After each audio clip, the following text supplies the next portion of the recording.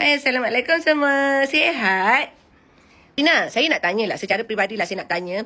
Kenapa ya Mak Cik Lina melarang sangat, tak bagi sangat kemudahan untuk siapa-siapalah orang perseorangan ke, ataupun syarikat ke, ataupun mana-mana NGO lah, untuk memberi bantuan kepada murid-murid kat sekolah. Kami ni macam kat luar bandar ni, kalau dapat satu benda pun dah rasa sangat seronok, Mak Cik Lina. Lepas tu ibu bapa ni kalau dapat bantuan apa-apa, suka Mak Cik Lina. Sebab benda ni kami dah terima berpuluh tahun dah Mak Cik Lina, bantuan ni. Tapi tiba-tiba bila Mak Cik Lina je jadi Menteri Pendidikan, benda tu dah disekat.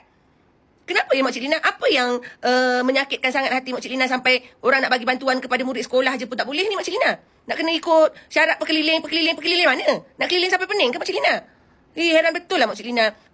Mak Cik Lina orang kan, kalau kita orang Islam lah. Biasa kalau saya belajar dulu daripada kecil kan, Islam itu mudah. Jadi kalau kita memudahkan urusan orang lain, kan Allah memudahkan urusan kita. Jadi kita pun tidak boleh menyusahkan urusan orang. Tidak boleh sama sekali Mak Cik Lina. Tapi sikap Mak Cik Lina ni pelik. Mendidik apa ni? Karakter macam ni ke yang Mak Cik Lina nak didik kepada murid-murid sekolah Mak Cik Lina?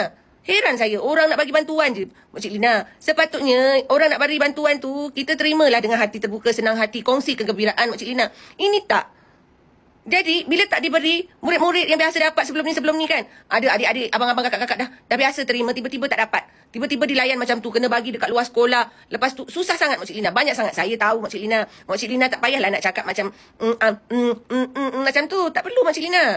Sebab kadang-kadang orang tak berbunyi tu, sebab kadang-kadang kenapa malas nak bercakap. Saya sebenarnya malas, tapi bila saya dah nampak, saya lihat sendiri mata saya, budak-budak sekolah dilayan seperti itu. Lepas tu kepada pemberi pula, Mak Cik Lina tidak menghargai langsung. Sepatutnya, macam mana orang nak beri bantuan?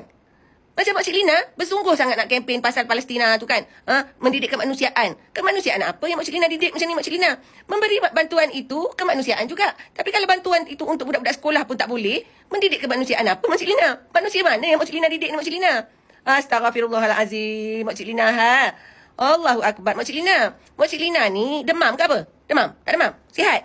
Astaghfirullahalazim Mak Cik Lina. Orang nak bagi bantuan, nak kongsi kegembiraan, nak kongsi rezeki. Ada orang yang ada duit, ada rezeki lebih, kumpul-kumpul nak bagi kepada murid-murid sekolah. Kenapa perlu bagi ke murid-murid sekolah ni? Sebab seorang ibu bapa 5-6 anak dia. Jadi kalau bagi sikit-sikit tu dah gembira. Walaupun itu cuma kotak pensel, walaupun itu cuma beg, Cik Lina tak akan rasa. Sebab Cik Lina tak pernah rasa susah. Kalau orang rasa susah, dapat satu benda tu dah cukup berharga dah bagi mereka Mak Cik Lina.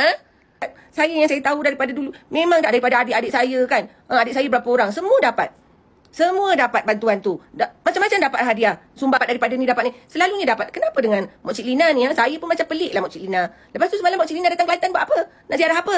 Nak tengok apa dekat Kelantan? Mak Cik Lina nak tengok apa dekat Kelantan? Menziarah siapa? Kalau dekat sekolah pun Mak Cik Lina tak bagi, orang bagi sumbangan. Macam mana Mak Cik Lina? Bukannya orang minta dengan Mak Cik Lina pun, orang lain yang nak bagi sumbangan tu Mak Cik Lina tak bagi masuk. Kita orang memang tunggu je Mak Cik Lina. Bantuan-bantuan tu, sumbangan. Kita orang, semua orang kampung ni memang tunggu bantuan. Mak Cik Lina tahu tak? Bukan kata tak ada duit nak makan ke, tapi kami dah terbiasa menerima hadiah sebagai orang meraihkan budak-budak sekolah. Orang tu dia tahu macam mana kehidupan bermasyarakat. Sebab tu orang yang dah selalu dapat, dia memang dah tunggu Mak Cik Lina. Mak Cik Lina ni pelik lah kadang-kadang perangai nak bina karakter apa lagi. Orang dah tengok sikap macam Mak Cik Lina lah. Mak Cik Lina tengok tak sebelum ni perangai macam mana, tepuk-tepuk meja. Habis tu kalau budak-budak makin biadab, dia tengok tingkah laku siapa. Dia tengok tingkah laku Mak Cik Lina tu. Sebab kenapa? Menteri Pendidikan.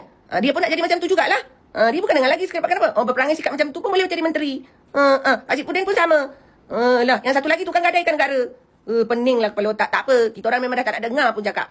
Kita orang pun tak nak pun dengar cakap kamu semua. Macam mana kamu tak nak dengar cakap kami pun takkan dengar lagi cakap kamu. Kamu tak percaya? Kamu tunggulah. Kalau kamu punya pengaruh, saya pun boleh punya pengaruh sendiri lebih daripada kamu. Tak percaya? Kita tunggu.